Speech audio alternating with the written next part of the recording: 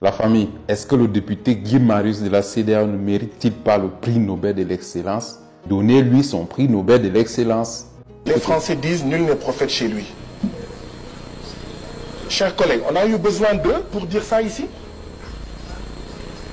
Certaines femmes et certains hommes ici le disent tous les jours. Mais on les regarde. Oh, qu'est-ce que tu fais ici? On va même faire une pétition pour que tu retournes dans ton pays et que tu ne reviennes pas.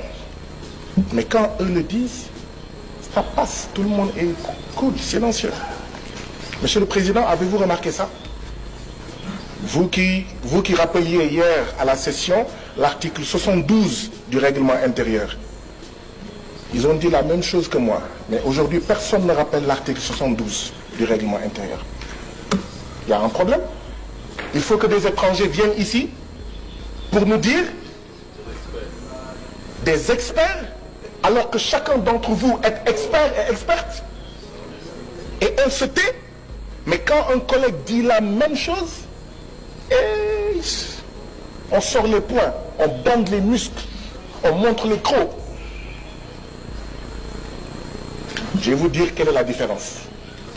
La seule différence, c'est que, et c'est pourquoi la CIDH a manqué de courage. La seule différence, c'est que la CIDH a dit, je ne vais citer aucun pays. Dans le rapport, il n'y a aucun pays. Comment vous allez soigner un mal sans savoir que le mal se trouve au Nigeria, le mal se trouve au Sénégal, le mal se trouve au Cap-Vert? Vous dites non, non, non, on va mettre tout le monde dans le même sac. Quand on critique des pratiques politiques au Sénégal, quelqu'un va dire, ah non, je suis ami à Diomaye Faye, je suis membre du même parti que lui. Laissez tomber le Sénégal. Quand quelqu'un va critiquer le Libéria, ah non, je suis ami au président du Libéria. Vous ne touchez pas le Libéria. Vous pensez que vous êtes supérieur au Libéria. Mais quand quelqu'un vient ici dire que nous sommes là gentils là, comme des poules mouillées. Voilà la première remarque que je voulais faire. Et je ne voulais pas la faire devant eux. C'est une des raisons pour lesquelles je suis gêné de le dire ici devant eux.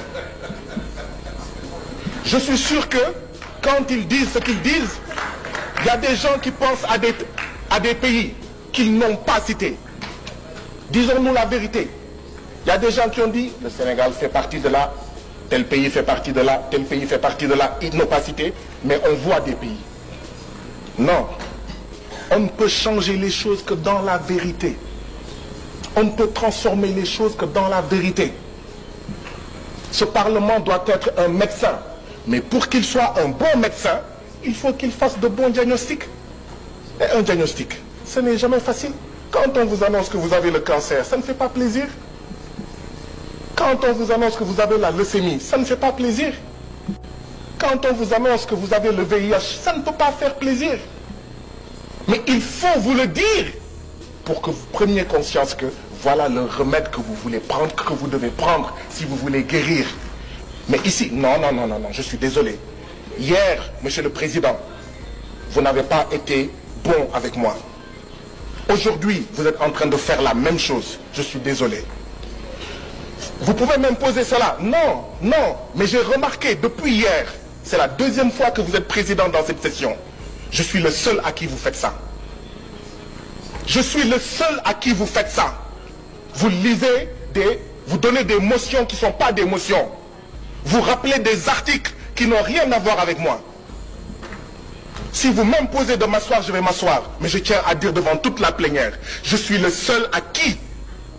Je suis le seul que vous traitez comme ça. Pourquoi je suis gêné? Parce qu'on a une organisation dont la capitale se trouve à Washington, qui vient nous parler, nous. Washington, qui a largué la bombe à Hiroshima et à Nagasaki, vient nous parler de droits de l'homme à nous qui n'ont jamais largué de bombes à Hiroshima et à Nagasaki. Une organisation dont la capitale se trouve à Washington, les États-Unis, dont le développement est basé sur le génocide des Indiens et l'esclavage des Noirs, cette organisation-là vient nous parler de droits de l'homme.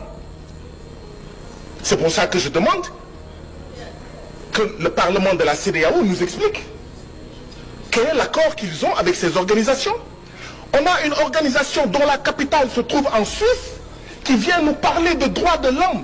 C'est quoi la Suisse? Je donne deux exemples. La Suisse, c'est là où certains de nos dirigeants qui ont volé l'argent du peuple, qui fait qu'on n'a pas de santé, on n'a pas d'éducation, ont caché dans leur banque notre argent. Et une organisation basée dans ce pays-là vient nous donner des leçons de droits de l'homme et nous sommes gentiment assis. La Suisse, c'est le pays où se trouve la société Nestlé qui fait du Nido et du Cerelac avec des taux de sucre supérieurs dans nos pays, avec des taux de sucre faibles au Royaume-Uni et en Allemagne. Vous pensez que ces organisations basées là-bas doivent pouvoir nous parler de droits de l'homme? Non. Ma proposition est celle-ci, Président. Ayons confiance en nous-mêmes, Africains.